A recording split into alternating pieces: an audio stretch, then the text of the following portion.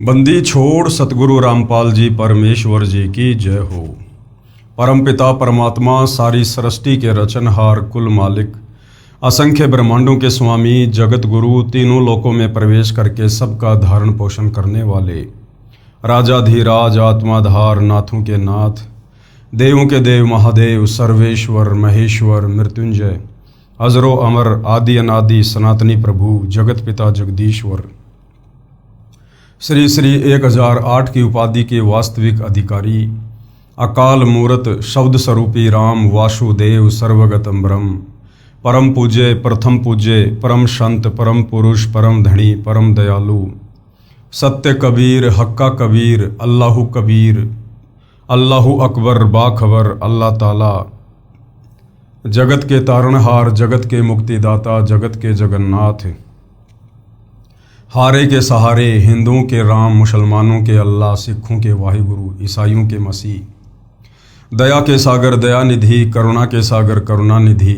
स्वयंभू परिभू संकट मोचन कष्टहरण मंगलकरण दुख भंजन अविगत कबीर निर्विकार निर्विषम परमात्मा अलय अलेख सतगुरु आदि अनादि सतगुरु असली मर्यादा पुरुषोत्तम असली राम असली कृष्ण असली घनश्याम असली मुरारी राजाओं के राजा महाराजाओं के महाराजा शहंशाहों के शहंशाह सम्राटों के सम्राट भगवानों के भगवान अल्लाहों के अल्लाह प्रभुओं के प्रभु मसीहाओं के मसीह सच्चे वाहिगुरु बाबाओं के बाबा पीरों के पीर सेठों के सेठ जगत सेठ सावड़सा सेठ सर्वगुण संपन्न अनंत कोटि कलाओं के स्वामी अनंत कोटि ब्रह्मांडों के नायक योगियों में महायोगी ध्यानियों में महाध्यानी सिद्धों में परम सिद्ध ज्ञानियों में तत्व ज्ञानी ब्रह्म ज्ञानी महाज्ञानी परम ज्ञानी सर्वश्रेष्ठ ज्ञानी विज्ञानी युवा कबीर समरथ कबीर असमवात अमित ओजा सच्चे रहनुमा करीम अल्लाह सुबहान अल्लाह दुनिया के अंतिम पैगंबर 8 सितंबर 1951 से गांव धनाना जिला सोनीपत हरियाणा भारतवर्ष की पावन भूमि पे प्रकट रियल कल की भगवान श्री नारायण साकार हरि श्री बाबा साहिब नूर अनंत परमात्मा सच्चे दरवेश सच्चे बाखबर संत श्रोमणी सतगुरु रामपाल जी परमेश्वर जी के चरण कमल में आप और हम सभी भाई बहनों का अनंत कोटि दंडवत प्रणाम। सत्साई भाई और बहनों, बहुत बड़ी दया बहुत बड़ी मेहर पूज्य गुरुदेव भगवान की परमेश्वर रामपाल जी की, जिनके शुभ आशीर्वाद से विशेष आशीर्वाद से उन्हीं के सत्संगों के संग्रह के ऊपर बन चुकी पवित्र आध्यात्मिक पुस्तक कबीर बड़ा या कृष्ण के ऊपर वीडियो बनाने की श्रृंखला जारी है। इसी श्रृंखला में आज हमारा ये 21वें नंबर का वीडियो है और इस पवित्र पुस्तक के प्रत्येक वीडियो से हिंदू समाज से जुड़े भाई बहनों को अध्यात्म के विषय में भक्ति मार्ग के विषय में शास्त्र अनुकूल साधना के विषय में सब कुछ जानने और समझने को मिल रहा है। ये पवित्र पुस्तक कबीर बड़ा या कृष्ण पवित्र हिंदू धर्म के चारों वेद पवित्र गीता जी और 18 पुराणों के ज्ञान से परिपूर्ण है। यदि आपने निष्पक्ष होकर धैर्य के साथ रुचि लेकर इस पवित्र पुस्तक को पढ़ लिया और समझ लिया तो आप अपने आत्मा का कल्याण करवा सकते हैं और अपने आने वाली पीढ़ियों का उद्धार का मार्ग भी खोल सकते हैं। तो भाई और बहनों, इस पवित्र पुस्तक के अंदर जो अमृत ज्ञान छुपा हुआ है, जिस ज्ञान की लालसा चाहत इस आत्मा को सदियों से है, युगों युगों से है, लेकिन ये हमारे नादान धर्म गुरु तत्व ज्ञान के अभाव में सृष्टि रचना की जानकारी के अभाव में हमें इन धर्मशास्त्रों का निष्कर्ष निकाल कर नहीं दे पाए कि ये पवित्र शास्त्र हमें किस भगवान की और कौन सी साधना करने की ओर संकेत दे रहे हैं। अब दया हुई है परमपिता परमेश्वर जी की, साक्षात कबीर देव सतलोक से चलकर धरती पर प्रकट हुए हैं तत्वदर्शी संत के रूप में और आज सारे विश्व को आत्म कल्याण के लिए शास्त्र अनुकूल साधना और तत्व ज्ञान दे रहे हैं। तो भाई और बहनों, इस पवित्र पुस्तक के ऊपर जो वीडियो बनाने की श्रृंखला जारी है और जो विषय चल रहा है वो है जनता की अदालत में कबीर बड़ा या कृष्ण। सबसे बड़ा भगवान कौन, सुप्रीम गॉड कौन, सारी सृष्टि का पालन करता कौन, सर्व ब्रह्मांडों को रचने वाला परमात्मा कौन, इस बात को लेकर बहस छिड़ी हुई है। जनता की अदालत में जनता ही जज है, क्योंकि वर्तमान की जनता पढ़ी लिखी है, शिक्षित है और अपनी आंखों से प्रमाण देखकर अपने ही धर्मशास्त्रों से आसानी से निर्णय कर सकती है। तो जनता की अदालत में श्री कृष्ण उर्फ विष्णु को पूर्ण परमात्मा बताने वाले उनके वकील हैं सर्व हिंदू धर्मगुरु आचार्य शंकराचार्य, और इधर कबीर जी को सुप्रीम कोर्ट बताने वाले हैं उनके वकील सतगुरु रामपाल जी। हालांकि सतगुरु रामपाल जी स्वयं ही कबीर परमेश्वर हैं, लेकिन भ्रमित समाज को समझाने के लिए इस प्रकार का अभिनय करना पड़ता है। तो तमाम हिंदू धर्मगुरुओं का यह दावा है कि हमारे चारों वेदों में, गीता जी में, पुराणों में श्री कृष्ण उर्फ विष्णु को अर्थात ब्रह्मा विष्णु महेश को ही पूर्ण परमात्मा बताया गया है, सबसे सर्वशक्तिमान परमात्मा बताया गया है। यही तीनों देवता इस सृष्टि की उत्पत्ति करते हैं, पालन पोषण करते हैं और संहार करते हैं, और इनके कोई माता पिता नहीं है। ये अजरो अमर हैं, अविनाशी हैं, ना इनका जन्म होता ना इनकी मृत्यु होती है, और इन्हीं की भक्ति से जीव आत्मा का पूर्ण मोक्ष होता है। यह दावा है हिंदू धर्म गुरुओं का। दूसरी तरफ कबीर जी के वकील सतगुरु रामपाल जी ने उन्हीं हिंदू धर्मशास्त्रों को दिखा दिखाकर उन हिंदू धर्म गुरुओं के तमाम दावे फैल कर दिए। पवित्र वेदों से दिखा दिया, पवित्र गीता जी से दिखा दिया, और पुराणों में श्रीमद् देवी भागवत महापुराण और शिव पुराण से ये क्लियर कर दिया कि ब्रह्मा विष्णु महेश ये तीनों भाई हैं। इनकी माँ दुर्गा है और इनका पिता काल भगवान है, अर्थात काल ब्रह्म और दुर्गा के शारीरिक मिलन से, संभोग क्रिया से ब्रह्मा विष्णु महेश की उत्पत्ति हुई है। और ये तीनों देवता ये नाशवान हैं, इनका जन्म होता है और इनकी मृत्यु होती है, और ये खुद किसी अन्य की भक्ति करते हैं, इनकी भक्ति से मोक्ष नहीं है।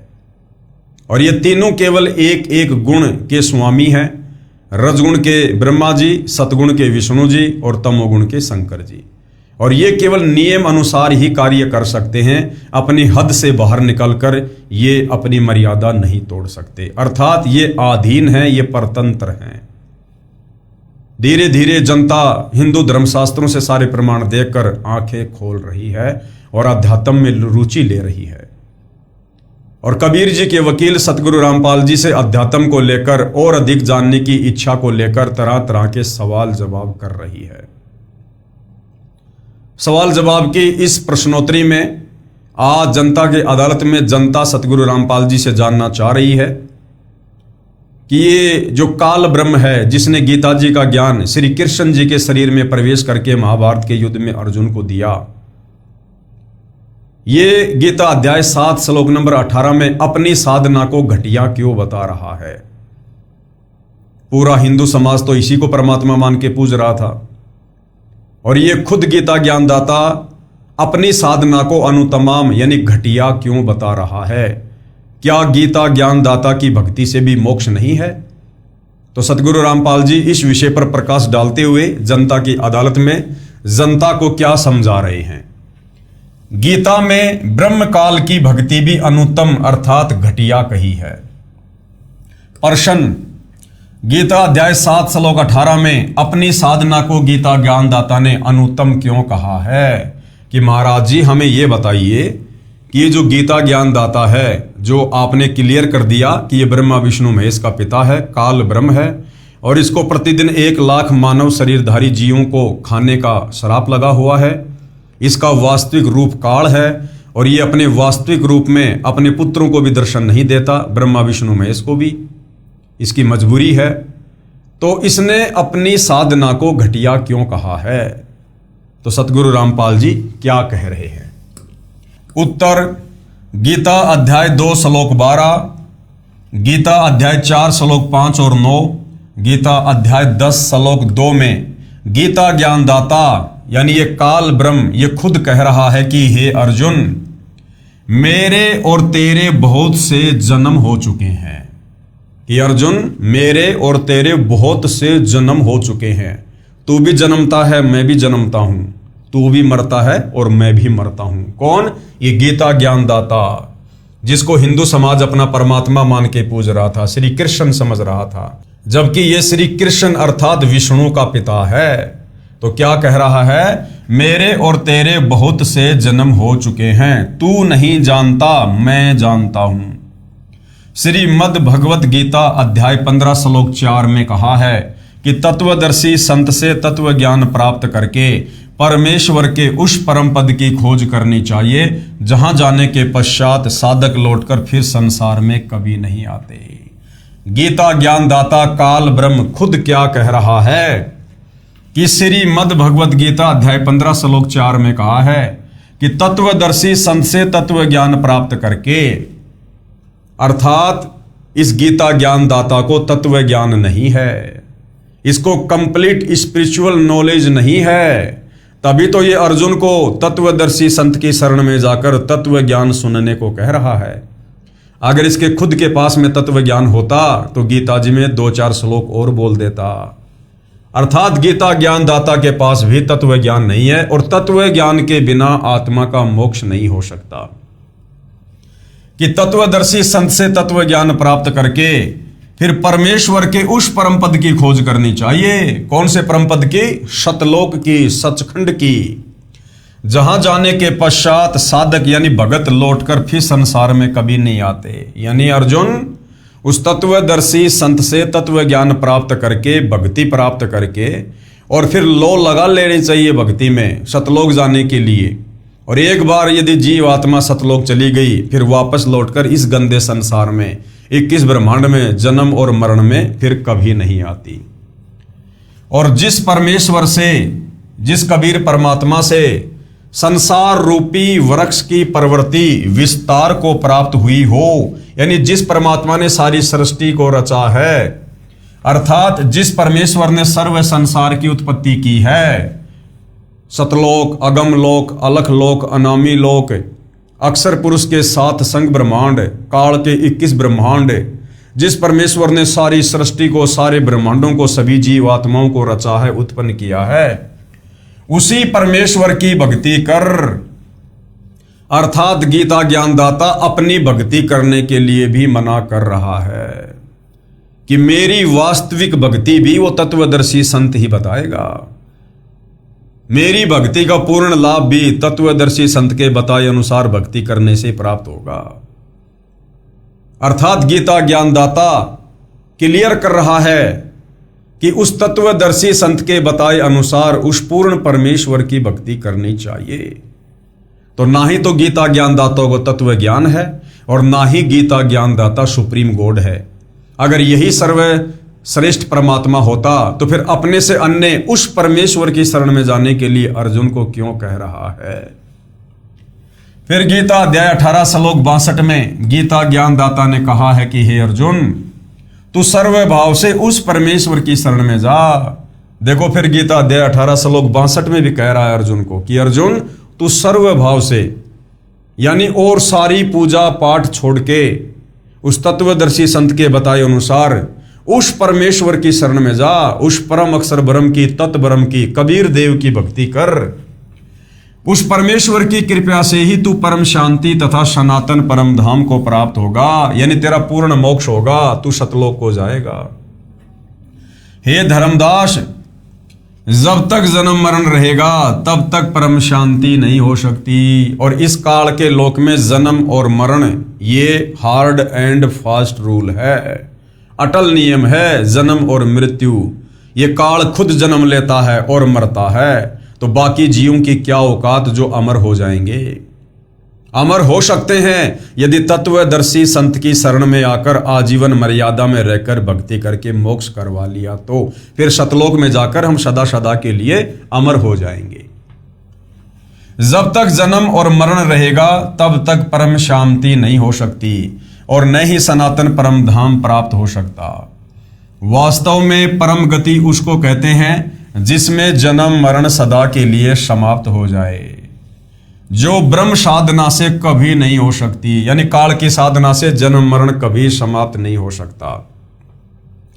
इसलिए गीता अध्याय 7 श्लोक 18 में गीता ज्ञानदाता ने, इस काल ब्रह्म ने, ब्रह्मा विष्णु महेश के पिता ने, दुर्गा के पति ने बताया है कि जो ज्ञानी आत्मा है मेरे विचार में सब नेक हैं, परंतु वे सब मेरी अनुत्तम यानी घटिया गति में ही लीन है। जो ज्ञानी आत्मा हैं, जिन्होंने वेदों को पढ़ा और वेदों को पढ़ के निष्कर्ष निकाल लिया, जैसा भी उनके समझ में आया कि ये ओम मंत्र है जाप करने का, है ये काल का, लेकिन इसको पूर्ण परमात्मा का मानकर उन ज्ञानी आत्माओं ने जी जान से भक्ति की पूर्ण मोक्ष प्राप्ति के लिए। लेकिन ये ओम मंत्र तो काल का है। अंत में वो ब्रह्मलोक में चले गए और ब्रह्मलोक में गए हुए प्राणी गीता अध्याय 8 श्लोक 16 के अनुसार फिर जन्म और मरण में आते हैं।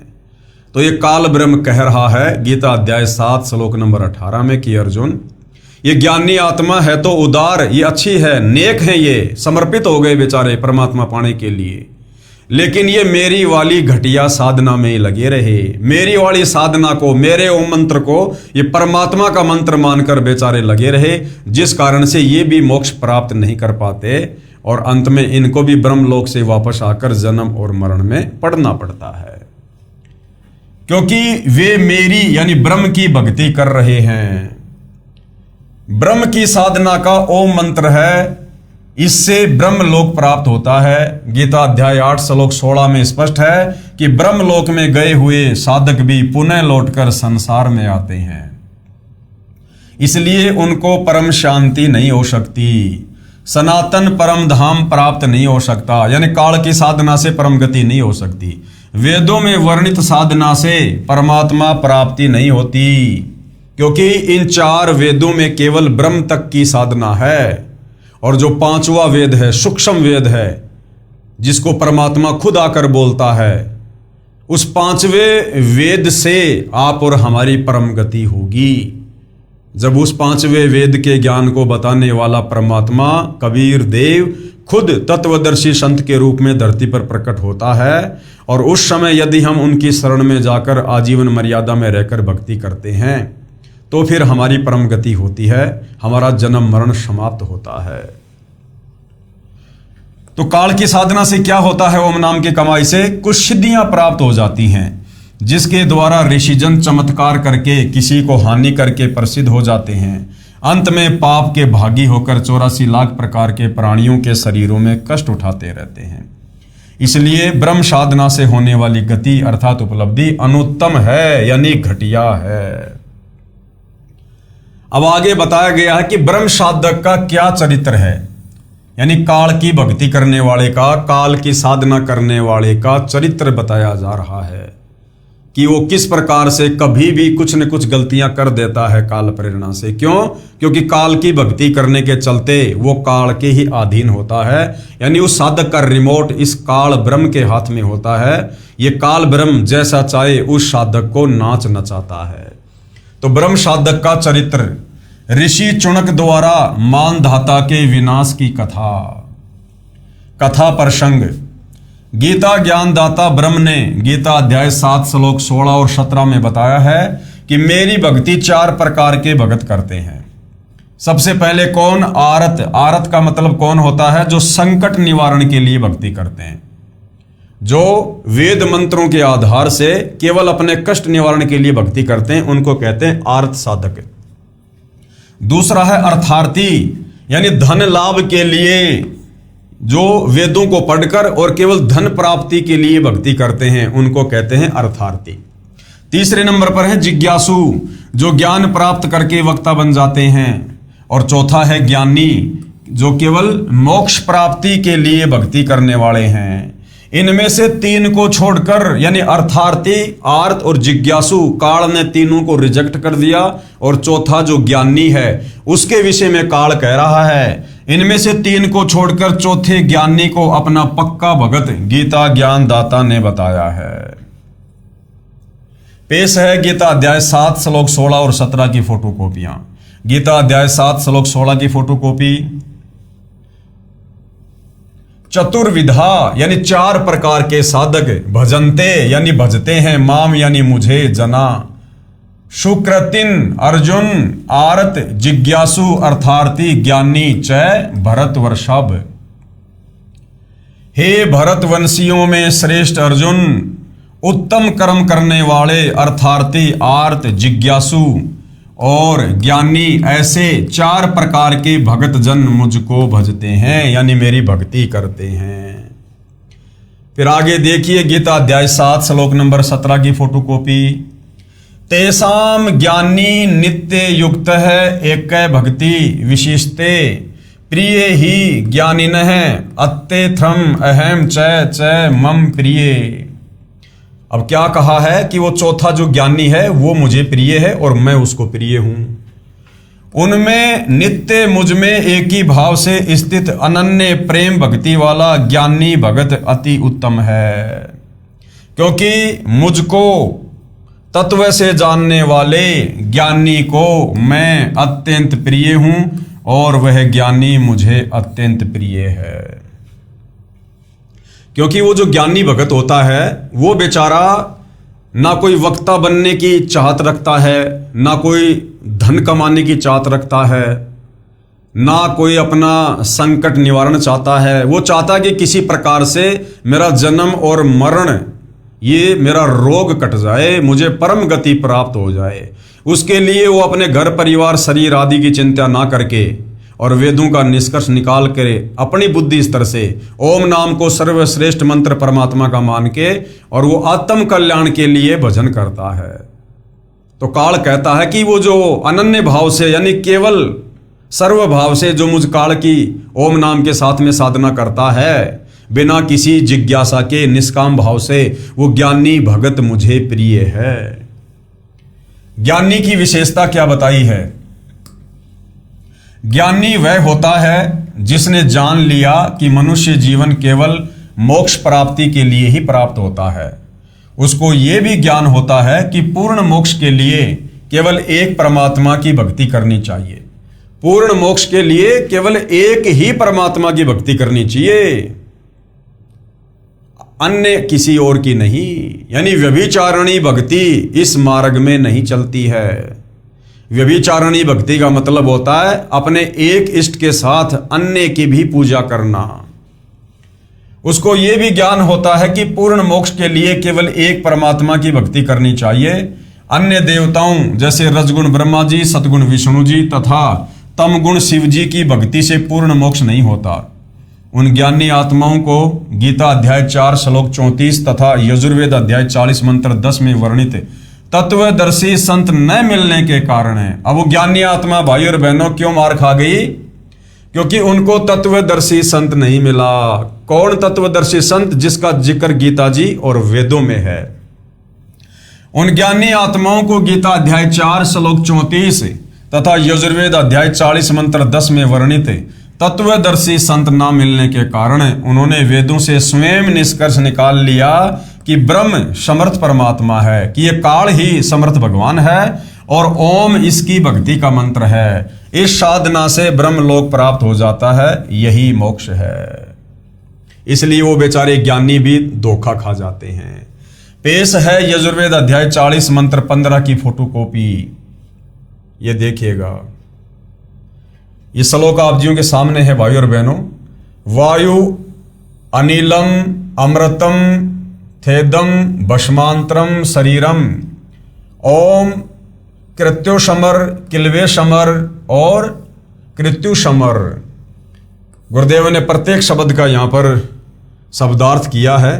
हम सीधा सीधा इसके भावार्थ पे चलेंगे। ये फोटोकॉपी यजुर्वेद अध्याय 40 मंत्र 15 की है। इसका अनुवाद महर्षि दयानंद आर्य समाज प्रवर्तक ने किया है, जो गलत है। इसके मूल पाठ में स्पष्ट किया है कि ओम कृत्युषमर किल्वेशमर और कृत्युम समर, यानी ओम नाम का जाप कार्य करते करते हुए करो, विशेष कसक के साथ सुमरण करो और मानव जन्म का मुख्य उद्देश्य मानकर सुमरण करो। महर्षि दयानंद जी ने लिखा है कि जिसका ओम नाम उसको स्मरण कर, उसको याद कर, यानी जिसका ओम मंत्र है ना उसको याद कर, यानी काल को याद कर, ब्रह्म को याद कर, ओम मंत्र का जाप नहीं करना। यह कहना है महर्षि दयानंद जी का। अर्थात इन्होंने वेदों के अर्थों का अनर्थ किया है। महर्षि दयानंद जी ने लिखा है कि जिसका ओम नाम है उसको सुमर, यानी उसको याद कर। यहीं से गलत अर्थ हो जाता है। हमने वेद के मंत्र को देखना है, अनुवाद गलत है उसे छोड़ देना है। इस यजुर्वेद अध्याय 40 मंत्र 15 का यथार्थ अनुवाद इस प्रकार है। ओम नाम का सुमरण कार्य करते करते करो, यानी अपना काम धंधा भी करो। किसान है तो अपना खेत में मजदूरी करो, नौकरी वाला है अपना काम धंधा करो। वो कार्य करते करते भी जो मंत्र है उसका जाप करो और विशेष तड़प के साथ करो। मनुष्य जीवन का परम कर्तव्य मानकर सुमरण करो, यानी मनुष्य जन्म केवल मोक्ष प्राप्ति के लिए मिलता है और भक्ति से ही मोक्ष होगा, ये सोचकर विशेष कशक के साथ करो। ओम का जाप मृत्यु पर्यंत करने से इतना अमृतत्व प्राप्त हो जाएगा जितना ओम के सुमरण से होता है। यजुर्वेद अध्याय 40 मंत्र 15। ज्ञानी आत्माओं ने परमात्मा प्राप्ति के लिए हठ योग किया, एक स्थान पर बैठकर घोर तप किया तथा ओम नाम का जाप किया, क्योंकि उनको गाइड करने वाला तत्वदर्शी संत उनको नहीं मिला, जिस कारण से वो मनमाना आचरण करने लग जाते हैं। जबकि वेदों व गीता में हठ करने, घोर तप करने वाले मूर्ख, दंभी तथा राक्षस बताए हैं। गीता अध्याय 3 श्लोक 4 से 9, गीता अध्याय 16 श्लोक 17 से 20 तथा गीता अध्याय 17 श्लोक 1 से 6। बताता हूं इनको हठयोग करने की प्रेरणा कहां से हुई। ये जो ज्ञानी हैं या ये जितने भी जो काल उपासक हैं, इनको ओम नाम के साथ साथ में तप करने की प्रेरणा कहां से हुई। श्री देवी पुराण गीता प्रेस गोरखपुर से प्रकाशित सचित्र मोटा टाइप के 3रे स्कंद में लिखा है कि ब्रह्मा जी ने अपने पुत्र नारद को बताया कि जिस समय मेरी उत्पत्ति हुई, ब्रह्मा जी खुद कह रहा है कि मेरी भी उत्पत्ति हुई है, जबकि हमारे नादान धर्मगुरु श्री ब्रह्मा जी को सृष्टि का कर्ता, सृष्टि का उत्पत्ति कर्ता, प्रजापति ना जाने क्या क्या संज्ञा देते हैं कि सब ब्रह्मा जी से उत्पन्न हुए हैं, ब्रह्मा जी का कोई जन्म नहीं हुआ। जबकि ब्रह्मा जी खुद स्वीकार करते हैं कि बेटा नारद, मेरी उत्पत्ति कमल के फूल पर हुई। श्री ब्रह्मा जी ने अपने पुत्र नारद को बताया कि जिस समय मेरी उत्पत्ति हुई मैं कमल के फूल पर बैठा था। आकाशवाणी हुई कि तप करो तप करो, मैंने 1000 वर्ष तप किया। अब उस समय तक तो ब्रह्मा जी ने वेदों की शक्ल भी नहीं देखी थी। जब काल ने इसको कमल के फूल पर सचेत किया और जैसे ही ब्रह्मा जी होश में आया और चारों तरफ देखा, यहां तो चारों तरफ जल ही जल है, पृथ्वी का कोई नामो निशान नहीं है। 1000 वर्ष तक ब्रह्मा जी घूमता रहा, अन्वेषण करता रहा, ब्रह्मा जी को कहीं पृथ्वी दिखाई नहीं दी। फिर इस काल ने, ब्रह्मा के पिता ने, काल ब्रह्म ने, गीता ज्ञानदाता ने आकाशवाणी की और कहा तप करो तप करो। तो ब्रह्मा जी ने तप करना शुरू किया और तप करने से ब्रह्मा जी को सिद्धियां प्राप्त हो गई। ब्रह्मा जी की बैटरी चार्ज कर दी काल ने। उसके बाद फिर आगे चलकर समुद्र मंथन में ब्रह्मा जी को वेद प्राप्त हुए और बाद में ब्रह्मा जी ने देखा कि वेदों में तो भैया कोई ब्रह्म परमात्मा है और उसका ओम मंत्र है। तो ब्रह्मा जी ओम मंत्र का जाप करने लगे और जो आकाशवाणी हुई थी, जो काल ने की थी, साथ में वो तप भी करने लगे और यही रोग फिर आगे ब्रह्मा जी के वंशजों को लग गया। तो क्या बताया ब्रह्मा जी ने नारद को कि बेटा नारद, श्री ब्रह्मा जी ने अपने पुत्र नारद को बताया कि जिस समय मेरी उत्पत्ति हुई, यानी मेरा जन्म हुआ, मैं होश में आया, मैं कमल के फूल पर बैठा था, आकाशवाणी हुई कि तप करो, मैंने 1000 वर्ष तक तप किया। पेश है गीता अध्याय 3 श्लोक 4 और 9 की फोटोकॉपियां। ये देखिएगा। न करणाम अनार मंभात नैष्क्रम्य पुरुष अश्नुते न च सन्न्यसनात एवं सिद्धिम समाधि गच्छति। ये देखिएगा, परंतु किसी भी मार्ग के अनुसार कर्मों का स्वरूप से त्यागने की आवश्यकता नहीं है, क्योंकि मनुष्य न तो कर्मों का आरंभ किए बिना निष्कर्मता को यानी योग निष्ठा को प्राप्त होता है और न कर्मों के केवल त्यागने मात्र से सिद्धि यानी सांख्य निष्ठा को ही प्राप्त होता है। आगे देखिए, गीता अध्याय 3 श्लोक नंबर 5 की फोटोकॉपी है। यह श्लोक भाई और बहनों आप जियों के सामने है, आप जी पढ़ सकते हैं। हम सीधा सीधा इसके हिंदी अनुवाद पे चलेंगे। निसंदेह कोई भी मनुष्य किसी भी काल में क्षण मात्र भी बिना कर्म किए नहीं रहता, क्योंकि सारा मनुष्य समुदाय प्रकृति जनित गुणों द्वारा परवश हुआ कर्म करने के लिए बाध्य किया हुआ है। प्रकृति जनित गुणों द्वारा, ये प्रकृति कौन है? ये दुर्गा है। ये ब्रह्मा विष्णु महेश दुर्गा के पुत्र हैं। प्रकृति जनित यानी इस प्रकृति के माध्यम से, ये प्रकृति कौन? दुर्गा, काल की पत्नी। काल और दुर्गा के संयोग से, शारीरिक मिलन से ब्रह्मा विष्णु महेश की उत्पत्ति हुई है। और उसके बाद में इस काल ने तीनों पुत्रों को एक एक गुण से युक्त कर दिया। रजगुण से ब्रह्मा को, सतगुण से विष्णु को, तमोगुण से शंकर को। और पूरे प्राणी समुदाय को, सभी जीवों को इन्हीं तीन गुणों के अंतर्गत बांध दिया। यानी ब्रह्मा विष्णु महेश के माध्यम से, तीनों गुणों के प्रभाव से ये काल यहां पर अपनी सृष्टि चला रहा है। तो प्रकृति जनित यानी दुर्गा के द्वारा उत्पन्न तीनों गुणों द्वारा, यानी ब्रह्मा विष्णु महेश के द्वारा परवश हुआ कर्म करने के लिए बाध्य किया जाता है। गीता अध्याय 3 श्लोक 6 की फोटोकॉपी। श्लोक आप जियों के सामने है। हम सीधा सीधा इसकी हिंदी अनुवाद पे चलेंगे। जो मूढ़ बुद्धि मनुष्य समस्त इंद्रियों को हठपूर्वक ऊपर से रोककर मन से उन इंद्रियों के विषयों का चिंतन करता रहता है, वह मिथ्याचारी अर्थात दंभी कहा जाता है। गीता अध्याय 3 श्लोक 7 की फोटोकॉपी। किंतु हे अर्जुन, जो पुरुष मन से इंद्रियों को वश के अनासक्त हुआ समस्त इंद्रियों द्वारा कर्म योग का आचरण करता है, वही श्रेष्ठ है। आगे देखिए गीता अध्याय 3 श्लोक 8 की फोटोकॉपी।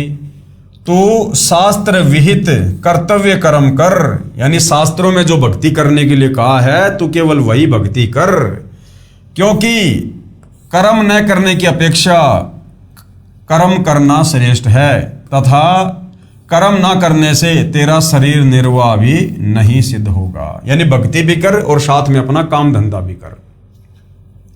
गीता अध्याय 3 श्लोक 9 की फोटोकॉपी। यज्ञ के निमित्त किए जाने वाले कर्मों से अतिरिक्त दूसरे कर्मों में लगा हुआ ही ये मनुष्य समुदाय कर्मों से बंधता है। यानी जो भक्ति कर्म करने चाहिए उसके अलावा हम जो कर्म करेंगे वो हमारे बंधन का कारण बनता है। इसलिए हे अर्जुन, तू आसक्ति से रहित होकर उस यज्ञ के निमित्त ही भली भांति कर्तव्य कर्म कर। उपरोक्त गीता अध्याय 3 के श्लोक 4 और 9 में कहा है कि मनुष्य समुदाय प्रकृति यानी दुर्गा जनित यानी दुर्गा देवी से उत्पन्न तीनों गुण ब्रह्मा रजगुण, विष्णु सतगुण तथा शिव तमगुण जीव को कर्म करने के लिए बाध्य करते हैं, जिस कारण से कोई भी जीव किसी समय में भी कर्म किए बिना नहीं रह सकता। जो मूर्ख ढोंग करके एक स्थान पर बैठकर साधना करते दिखाई देते हैं, वे तन हट करते हैं, यानी हठ योग करके तप करते हैं। मन से अन्य बातों को चिंतन करते रहते हैं, वे दंभी कहे जाते हैं। इसके बजाय मन को ज्ञान से रोककर अपने कर्म करते हुए साधना करना श्रेष्ठ है। कर्म ना करने यानी एक स्थान पर आसन विशेष पर बैठकर तप आदि करने की अपेक्षा कर्म करते हुए साधना करना श्रेष्ठ है। हे अर्जुन, यदि कर्म न करेगा, एक स्थान पर बैठ गया तो तेरा निर्वाह कैसे चलेगा। यज्ञ यानी धार्मिक अनुष्ठानों के निमित्त किए जाने वाले कर्मों के अतिरिक्त दूसरे कर्मों में लगा हुआ मनुष्य समुदाय कर्मों से बंधता है, यानी भक्ति तथा सत्संग व सेवा दान आदि ना करके अन्य कर्म करने से मानव को कर्म बांधते हैं, यानी जन्म मरण के चक्कर में डालते हैं। इसलिए हे अर्जुन, तू धार्मिक अनुष्ठान व भक्ति के निमित्त कर्तव्य कर्म कर, घोर तप मत कर। यानी गीता जी तो तप करने के लिए मना कर रही है। और हमारे जितने भी साधु संत महात्मा ऋषि थे वो ओम नाम के साथ में तप किया करते थे। तो ये तप की बीमारी इस काल ब्रह्म ने ब्रह्मा जी के माध्यम से सबको लगा रखी है। पेश है गीता अध्याय 16 श्लोक 17 से 20 की फोटोकॉपियां। वे अपने आप को ही श्रेष्ठ मानने वाले घमंडी पुरुष धन और मान के मद से युक्त होकर केवल नाम मात्र के यज्ञों द्वारा पाखंड से शास्त्र विधि रहित यजन करते हैं। गीता अध्याय 16 श्लोक 18 की फोटोकॉपी। अहंकार, बल, घमंड, कामना और क्रोध आदि के परायण और दूसरों की निंदा करने वाले पुरुष अपने और दूसरों के शरीर में स्थित मुझ अंतर्यामी से द्वेष करने वाले होते हैं। गीता अध्याय 16 श्लोक 19 की फोटोकॉपी। उन द्वेष करने वाले पापाचारी और क्रूर कर्मी नराधमों को मैं संसार में बार बार आसुरी योनियों में ही डालता हूं। यानी तप करने वालों को यह काल कह रहा है कि मैं राक्षस योनि में डालता हूं, आसुरी योनियों में, नीच योनियों में। गीता अध्याय 16 श्लोक 20 की फोटोकॉपी। आसुरीम योनिन आपन्ना मूढ़ा जन्मनि जन्मनि माम अप्राप्य एवं कौन्ते तत् यान्ति अधमाम गतिम। हे अर्जुन, वे मूढ़ मुझको न प्राप्त होकर ही जन्म जन्म में आसुरी योनि को प्राप्त होते हैं, फिर उससे भी अति नीच गति को प्राप्त होते हैं, अर्थात घोर नरकों में पड़ते हैं। उपरोक्त गीता अध्याय 16 श्लोक 17 से 20 में बताया है कि जो शास्त्र विधि त्याग कर मनमाना आचरण करते हैं। सीधी सीधी बात है भाइयों और बहनों, जो व्यक्ति गीता अध्याय 4 श्लोक 34 के अनुसार तत्वदर्शी संत की शरण में आकर भक्ति नहीं करते हैं, वो व्यक्ति शास्त्र विधि को त्याग कर मनमाना आचरण कर रहे हैं। वो चाहे किसी भी धर्म का कोई भी सर्वश्रेष्ठ धर्म गुरु क्यों ना हो। और सीधा सीधा अर्थ यह है कि वर्तमान में इस धरती पर सतगुरु रामपाल जी को अपना सतगुरु धारण ना करके कोई भी धर्मगुरु, कोई भी व्यक्ति मंदिर, मस्जिद, चर्च, गुरुद्वारे किसी भी देश में, पृथ्वी के किसी भी कोने पर जो भी भक्ति कर रहा है वो शास्त्र विधि को त्याग के मनमाना आचरण है।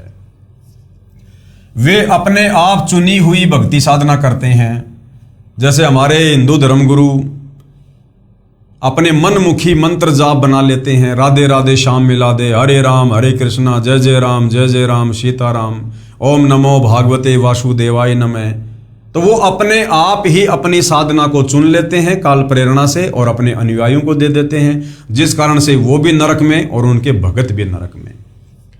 वे अपने आप चुनी हुई भक्ति साधना करते हैं। वे अपने आप को ही श्रेष्ठ मानने वाले घमंडी पुरुष शास्त्र विधि रहित भक्ति करते हैं। ये जितने भी धर्मगुरु हैं सारे के सारे घमंडी हैं, घमंडी, क्योंकि काल प्रेरणा से शास्त्र विरुद्ध साधना कर रहे हैं। अब इनको जो लाभ मिल रहा है, जो महिमा मिल रही है, ये महिमा और लाभ इनको अपने किसी पूर्व मनुष्य जन्म में की गई सत भक्ति के कारण वर्तमान में मिल रही है। यानी पहले इन्होंने कभी किसी जन्म में पूर्ण परमात्मा की शरण में आकर दान धर्म करके जो अपनी आध्यात्मिक बैटरी चार्ज की थी, उसका फल ये वर्तमान में मनुष्य जन्म प्राप्त करके भोग रहे हैं। लेकिन वर्तमान में ये शास्त्र विरुद्ध साधना कर रहे हैं और फिर भी इनको लाभ हो रहे हैं, तो ये सोच रहे हैं कि हम जो कर रहे हैं बस वो सर्वश्रेष्ठ है। इसी धोखे में काल इनको डाल के रखता है। मेरी बात ना मानकर मेरे से द्वेष करने वाले होते हैं। उन द्वेष करने वाले यानी मनमाना आचरण करने वाले, पाप कर्म करने वाले, पापाचारी, यानी जो शास्त्र विधि को त्याग के मनमाना आचरण करता है, समझो पाप कर रहा है। पापाचारी, क्रूर कर्मी और नीच मनुष्यों को संसार में बार बार आसुरी योनियों में डालता हूं। हे अर्जुन, वे मूढ़ यानी मूर्ख मुझको न प्राप्त होकर जन्म जन्म में आसुरी यानी राक्षस योनि प्राप्त जन्म को प्राप्त होंगे। आज ये हमारे धर्मगुरु, साधु संत, महात्मा, ऋषि, मंडलेश्वर, आचार्य, शंकराचार्य, आज ये सब शास्त्र विधि को त्याग के मनमाना आचरण कर रहे हैं। और यदि समय रहते इन्होंने अपने हाथ खड़े नहीं किए और सतगुरु रामपाल जी की शरण में आकर शास्त्र अनुकूल साधना नहीं की, तो गीता जी के अनुसार अगले जन्मों में ये काल इनको आसुरी योनियों में डालेगा, जन्म जन्म आसुरी योनियों में। फिर उससे भी अधमाम यानी अति नीच गति को प्राप्त होते हैं, भूत प्रेत बनेंगे, फिर नरक में जाएंगे। विचार गीता में स्पष्ट है कि जो एक स्थान पर बैठकर घोर तप करते हैं वे मूर्ख राक्षस व्यक्ति हैं, घोर नरक में गिरते हैं, नीच योनियों को प्राप्त होते हैं। आप जी ने श्री देवी पुराण के प्रथम स्कंद के अध्याय 4 में पढ़ा कि श्री विष्णु जी घोर तप कर रहे थे। श्री विष्णु जी ने कहा है कि मैं तप करता रहता हूं, फिर राक्षसों को मारता हूं, कभी अवसर मिला तो लक्ष्मी के साथ सुखपूर्वक समय बिताने का सौभाग्य प्राप्त होता है। गीता जी में तप करने वालों को मूर्ख यानी नराधम नीच मनुष्य राक्षस कहा है। अब बताओ श्री विष्णु जी क्या हैं? श्री विष्णु जी खुद स्वीकार कर रहे हैं श्री देवी पुराण में कि मैं तो घोर तप करता हूं, और गीता जी मना कर रही है कि जो व्यक्ति घोर तप करते हैं वो तो मनुष्यों में नीच हैं। तो देख लो भाई और बहनों, श्री विष्णु जी को कितना ज्ञान है अध्यात्म के विषय में। अगर गीता ज्ञान दाता श्री कृष्ण उर्फ विष्णु होता तो क्या श्री विष्णु को इस बात का नहीं पता कि गीता जी में तो जो तप करते हैं उनको नीच की संज्ञा दी है, फिर विष्णु जी खुद क्यों तप करते हैं? अर्थात ये गीता जी का ज्ञान श्री कृष्ण और विष्णु ने नहीं, बल्कि श्री कृष्ण जी के शरीर में प्रेत की भांति प्रवेश करके इस काल ब्रह्म ने बोला है। श्री विष्णु जी तप करने में लगे रहते हैं। इससे यह भी सिद्ध होता है कि श्री कृष्ण जी को गीता ज्ञान का कै ख भी पता नहीं था। महादुखी रहते हैं, कभी घोर तप करते हैं, सिद्धि प्राप्त करके राक्षसों से युद्ध करते रहते हैं, नारकीय जीवन जी रहे हैं। परमेश्वर कबीर जी ने कहा वह सत्य सिद्ध होता है कि ब्रह्मा विष्णु शिव जी दुखिया जिन ये राह चलाई हो, और साच कहूं तो जगत नहीं माने और झूठूं जगपति आई हो। अब आपके श्री कृष्ण और श्री विष्णु जी ही गलत साधना करते हैं तो आप उनके पुजारियों का क्या हाल होगा? आपको यथार्थ भक्ति का ज्ञान नहीं है। और आगे पढ़ें गीता अध्याय 17 श्लोक 1 से 6 में। अब धर्मदास जी की आंखें फटी की फटी रह गई सारे प्रमाण देखकर। जैसे गीता अध्याय 16 श्लोक 23-24 में कहा है कि जो साधक शास्त्र विधि को त्याग कर अपनी इच्छा से मनमाना आचरण करते हैं, जैसे धर्मदास भी शास्त्र विधि को त्याग कर अपनी इच्छा से अपने गुरु के कहे अनुसार मनमाना आचरण करने के लिए ही मथुरा में आया हुआ था। उनको न तो कोई सुख की प्राप्ति होती है, न उनको सिद्धि प्राप्त होती है, यानी कोई कार्य सिद्ध नहीं होता, ना उनकी कोई गति यानी मुक्ति होती है। इसलिए अर्जुन, शास्त्रों में वर्णित विधि से साधना कर, चारों वेद और गीता जी जो बता रहे हैं वही भक्ति कर, और फिर तत्वदर्शी संत मिलने के बाद जैसा तत्वदर्शी संत तुझे निर्देशित करे केवल वैसी ही भक्ति कर। अध्याय 16 में कुल 24 श्लोक हैं। इसके पश्चात अध्याय 17 प्रारंभ हो जाता है, जिसके श्लोक नंबर 1 से 6 में इसी से संबंधित प्रसंग है। अर्जुन ने गीता अध्याय 17 श्लोक 1 में प्रश्न किया कि हे कृष्ण, क्योंकि अर्जुन को तो श्री कृष्ण ही बोलता दिखाई दे रहा था, इसलिए कृष्ण कह रहा है, जबकि श्री कृष्ण जी के शरीर में वो काल प्रवेश था। ये जो मनुष्य शास्त्र विधि त्याग कर श्रद्धा युक्त होकर देव आदि यानी देवी देवताओं की पूजा करते हैं, उनकी स्थिति कौन सी है? सात्विक, राजसी या तामसी? गीता ज्ञान देने वाले ने बताया कि उनकी भक्ति तो शास्त्र विधि त्याग कर मनमाना आचरण ही है, परंतु वे अपने अपने स्वभाव अनुसार भक्ति के लिए इष्ट चुनते हैं। जो अच्छे स्वभाव के यानी जो सात्विक हैं वे देवताओं की पूजा करते हैं। गीता अध्याय 7 श्लोक 12 से 15 तथा 20 से 23 में देवताओं के पुजारियों को राक्षस स्वभाव को धारण किए हुए मनुष्यों में नीच दूषित कर्म करने वाले मूर्ख कहा है। देवताओं की पूजा शास्त्र विधि त्याग कर मनमाना आचरण होने से व्यर्थ बताई है, नहीं करनी चाहिए, क्योंकि गीता जी मना कर रही है देवी देवताओं की पूजा करने के लिए, ब्रह्मा विष्णु महेश की पूजा करने के लिए। जो यक्षों की पूजा करते हैं वे राजस गुण से युक्त हैं, तथा जो भूत प्रेत और पितरों को पूजते हैं, जैसे ये श्राद्ध वगैरह निकालना, उनका स्वभाव तामस गुण युक्त होता है। जो साधक जन शास्त्र विधि से रहित घोर तप को तपते हैं वे दम्भी अहंकारी व्यक्ति शरीर में स्थित मुझे तथा अन्य प्राणियों यानी कमल चक्रों में ब्रह्मा विष्णु शिव गणेश व दुर्गा देवी आदि को, मुझको यानी काल ब्रह्म को भी दुखी करने वाले हैं। उन अज्ञानियों को असुर यानी राक्षस स्वभाव के जान। पेश है गीता अध्याय 17 श्लोक 1 से 6 की फोटोकॉपी। हे कृष्ण, जो मनुष्य शास्त्र विधि को त्याग कर श्रद्धा से युक्त हुए देव आदि का पूजन करते हैं, उनकी स्थिति फिर कौन सी है? सात्विक है अथवा राजसी या तामसी? आगे देखिएगा गीता अध्याय 17 श्लोक 2 की फोटोकॉपी। मनुष्यों की वह शास्त्रीय संस्कार से रहित केवल स्वभाव से उत्पन्न श्रद्धा, सात्विकी और राजसी तथा तामसी ऐसे तीनों प्रकार की ही होती है, उसको तू मुझसे सुन। गीता अध्याय 17 श्लोक 3। हे भारत, सभी मनुष्यों की श्रद्धा उनके अंतःकरण के अनुरूप होती है। यह पुरुष श्रद्धामय है, इसलिए जो पुरुष जैसी श्रद्धा वाला है वह स्वयं भी वही है। गीता अध्याय 17 श्लोक 4 की फोटोकॉपी। सात्विक पुरुष देवों को पूजते हैं, राजस पुरुष यक्ष और राक्षसों को तथा अन्य जो तामस हैं यानी जो तमोगुणी मनुष्य हैं वे प्रेत और भूत गणों को पूजते हैं। गीता अध्याय 17 श्लोक 5 की फोटोकॉपी। हे अर्जुन, जो मनुष्य शास्त्र विधि रहित केवल मन कल्पित घोर तप को तपते हैं तथा दंभ और अहंकार से युक्त एवं कामना, आसक्ति और बल के अभिमान से भी युक्त हैं। गीता अध्याय 17 श्लोक 6 की फोटोकॉपी। शरीर रूप से स्थित भूत समुदाय को और अंतःकरण में स्थित मुझ परमात्मा को भी कृष यानी दुखी करने वाले हैं, उन अज्ञानियों को तू आसुर स्वभाव वाले जान। यानी बाबा जी लोग जो ये धूना तपते हैं ना, जेठ के महीने में गर्मी में आग जला के बीच में बैठ जाते हैं, ये दम्भी, घमंडी और अभिमानी और तामसी स्वभाव वाले बताए गए हैं। कबीर परमेश्वर जी ने कहा कि हे धर्मदास, ब्रह्मा जी को वेद तो बाद में सागर मंथन में मिले, उनको पढ़ा तो यजुर्वेद अध्याय 40 के मंत्र 15 में ओम नाम मिला।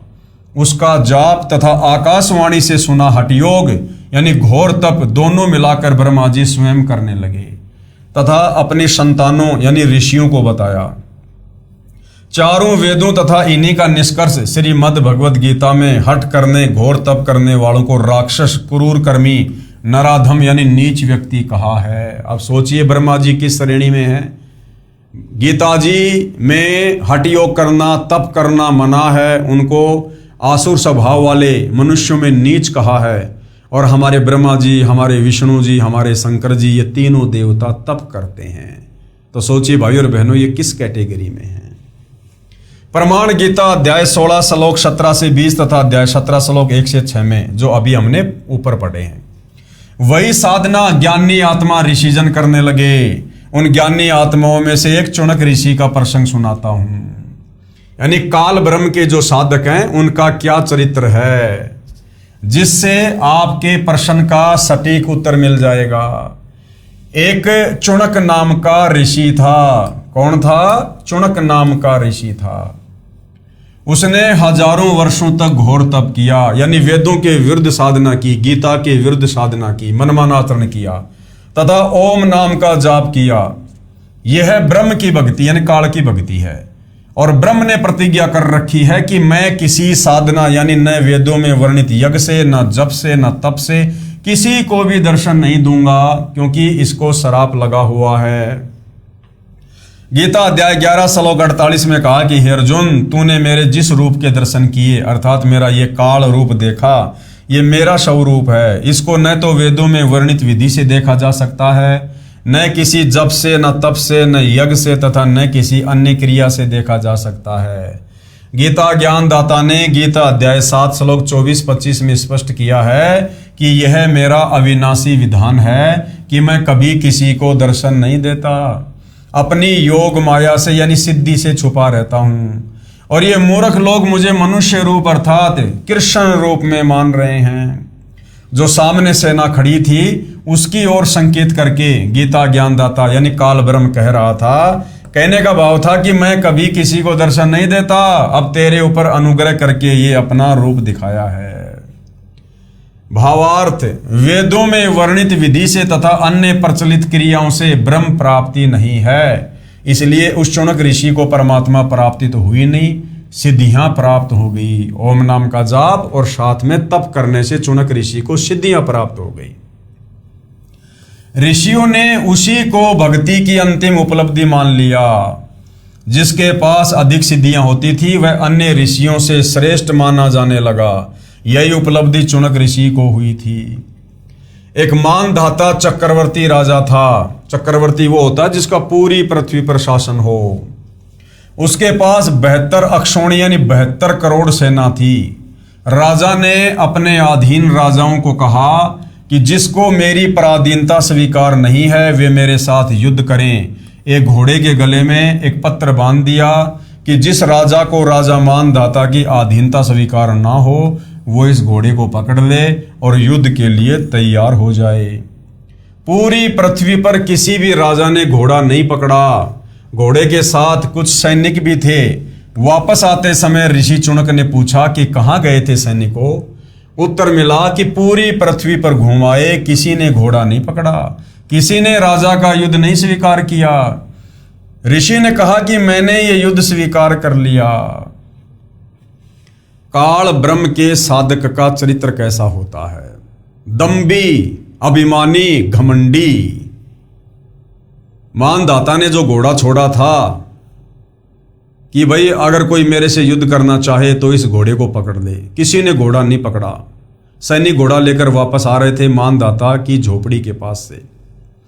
मानधाता ने पूछा, सैनिकों जब तुम गए तब भी घोड़ा आगे था, तुम पीछे थे, घोड़े पर कोई सवार नहीं था, आ रहे हो तो भी घोड़ा खाली है, चक्कर क्या है?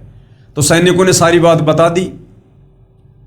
तो चुनक ऋषि ने उस राजा के अभिमान को तोड़ने के लिए और घोड़े को पकड़ लिया कि मैंने तुम्हारे राजा मानधाता का युद्ध स्वीकार कर लिया, मेरे से युद्ध करो और अपना घोड़ा ले जाओ।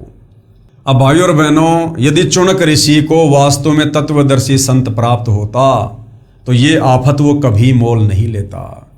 उसे अपने मनुष्य जीवन के लक्ष्य का पता होता कि मैंने भैया सांसारिक झमेलों से बाहर निकलकर, राजा लोग अपना काम करेंगे, करते रहेंगे, मैं बीच में टांग क्यों अड़ाऊं, मैं भगत हूं, मेरा काम भक्ति करना है, अपना मोक्ष प्राप्त करना है। लेकिन काल के साधक का चरित्र होता है दम्भी, घमंडी, अभिमानी। कब काल रिमोट दबा के उसको प्रेरणा कर दे। तो काल ने चुनक ऋषि को प्रेरणा कर दी और चुनक ऋषि ने राजा मानधाता के युद्ध को स्वीकार कर लिया, क्योंकि काल ने तो उसकी दुर्गति करवानी थी। उसकी सारी भक्ति कमाई जो उसने ओम नाम के जाप की, तप की, वो नष्ट करवानी थी। तो काल प्रेरणा से चुनक ऋषि ने वो युद्ध स्वीकार कर लिया, जबकि करनी चाहिए थी भक्ति, लेकिन कालवश था, इसलिए काल के रिमोट से चल रहा था और कहा कि मैंने तुम्हारे राजा का युद्ध स्वीकार कर लिया। ऋषि ने कहा कि मैंने यह युद्ध स्वीकार किया।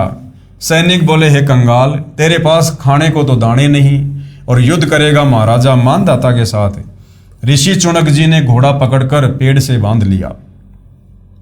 मानधाता राजा को पता चला तो युद्ध की तैयारी हुई। राजा ने 72 अक्षौणी सेना की 4 टुकड़ियां बनाई। ऋषि पर हमला करने के लिए एक टुकड़ी 18 अक्षौणी, एक अक्षौणी में लगभग पैदल प्लस रथों पर, हाथियों और घोड़ों पर सवार सैनिक 2,18,000 होते थे, सेना भेज दी। दूसरी ओर ऋषि ने अपनी सिद्धि से 4 पुतलियां बनाई। अब उसने चुनक ऋषि ने क्या किया? जो उसने डले ढोए थे, जो साधना की थी, तप किया था, जो सिद्धियां आ गई थी, उसने आध्यात्मिक अपनी सिद्धि से 4 एटम बम तैयार कर लिए, पुतलियां तैयार कर ली। एक पुतली छोड़ी जिसने राजा की 18 अक्षौणी सेना का नाश कर दिया। राजा ने दूसरी टुकड़ी छोड़ी, ऋषि ने दूसरी पुतली छोड़ी, उसने दूसरी टुकड़ी 18 अक्षौणी सेना का नाश कर दिया। इस प्रकार चुनक ऋषि ने मानधाता राजा की 4 पुतलियों से 72 अक्षौणी सेना नष्ट कर दी, जिस कारण से महर्षि चुनक की महिमा पूरी पृथ्वी पर फैल गई। इस अनर्थ के कारण सर्वश्रेष्ठ ऋषि माना गया। हे धर्मदास, जिंदा रूपधारी परमात्मा बोले, ऋषि चुनक ने जो सेना मारी, ये पाप कर्म ऋषि के संचित कर्मों में जमा हो गए। अब हत्या चाहे किसी की जुबान से कर दो, चाहे सिद्धि से कर दो, या चाहे किसी हथियार से कर दो, वो उसके पाप कर्मों में लिखे जाते हैं। ऋषि चुनक ने जो ओम एक अक्षर का जाप किया, वह उसके बदले ब्रह्मलोक में जाएगा। फिर अपना ब्रह्मलोक का सुख समय व्यतीत करके पृथ्वी पर जन्मेगा। जो हठ योग तप किया, उसके कारण पृथ्वी पर राजा बनेगा। फिर मृत्यु के उपरांत कुत्ते का जन्म होगा, और जो 72 अक्षौणी सेना मारी थी वह अपना बदला लेगी। कैसे? कुत्ते के सिर में जख्म होगा और उसमें कीड़े बनकर 72 अक्षौणी सेना अपना बदला चुकाएगी। यह है काल की भक्ति की उपलब्धि। इसलिए हे धर्मदास, गीता ज्ञानदाता यानी काल ब्रह्म ने अपनी साधना से होने वाली गति यानी मुक्ति को अनुत्तम यानी अश्रेष्ठ कहा है। इसलिए गीता ज्ञानदाता काल ब्रह्म ने गीता अध्याय 7 श्लोक नंबर 18 में अपनी ओम नाम की साधना को, भक्ति को अनुत्तम यानी घटिया, अश्रेष्ठ बताया है कि मेरी भक्ति साधना से भी आत्मा को परम गति प्राप्त नहीं हो सकती।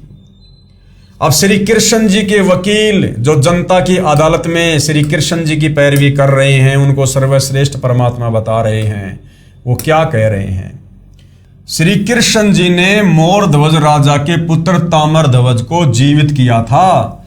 जो आरे यानी लकड़ी काटने का जो औजार होता है, लकड़ी को चीरने का, उस आरे से बीचों बीच चीर कर 2 फाड़ कर दिया था, वो मर गया था। क्या इनमें शक्ति नहीं है? अब जनता की अदालत में श्री कृष्ण जी के वकील हिंदू धर्मगुरु कह रहे हैं, जब देखा कि हमारी तो हर प्रकार से मिट्टी पलित कर दी कबीर जी के वकील सतगुरु रामपाल जी ने, हमारे ब्रह्मा विष्णु महेश को नाशवान घोषित करके, इनके माता पिता हैं, इनकी जन्म और मृत्यु होती है, ये सुप्रीम कोर्ट नहीं है, और जनता भी अपनी आंखों से देख रही है कि भाई कबीर जी के वकील सारी बातें सही कह रहे हैं। तो अपनी बेइज्जती होती देखकर अंत में श्री कृष्ण जी के वकील हिंदू धर्म गुरुओं ने अंत में एक दाव खेला कि हमारे श्री कृष्ण जी ने राजा मोर ध्वज के बेटे तामर ध्वज को और बीचों बीच आरे से चीरकर शरीर के 2 भाग करके जो मर चुका था फिर वापस उसको जोड़ के जीवित कर दिया। तो क्या श्री कृष्ण जी में शक्ति नहीं है क्या? ये भगवान नहीं है क्या? तो कबीर जी के वकील सतगुरु रामपाल जी भोली भाली जनता का किस प्रकार से ज्ञान आधार से समाधान कर रहे हैं कि भैया मैंने कब कहा कि इनमें शक्ति नहीं है, मैंने कब कहा कि ये भगवान नहीं है।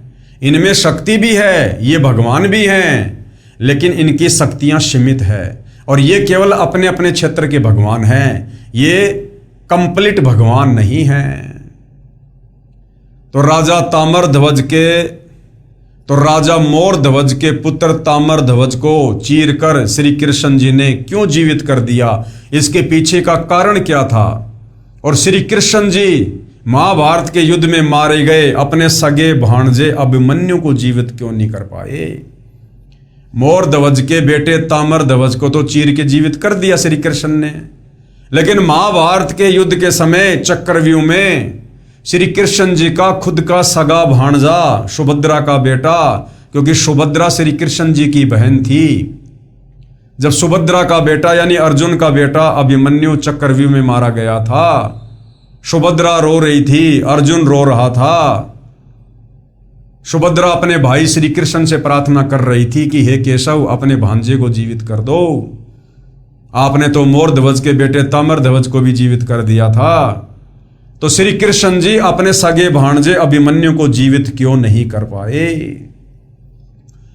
अब जनता असमंजस में पड़ गई कि भाई बात तो सही है, अगर श्री कृष्ण जी ने तामर ध्वज को जिंदा कर दिया तो अपने भांजे को भी जीवित कर सकते थे, लेकिन क्यों नहीं किया? क्या कारण था, क्यों नहीं कर पाए?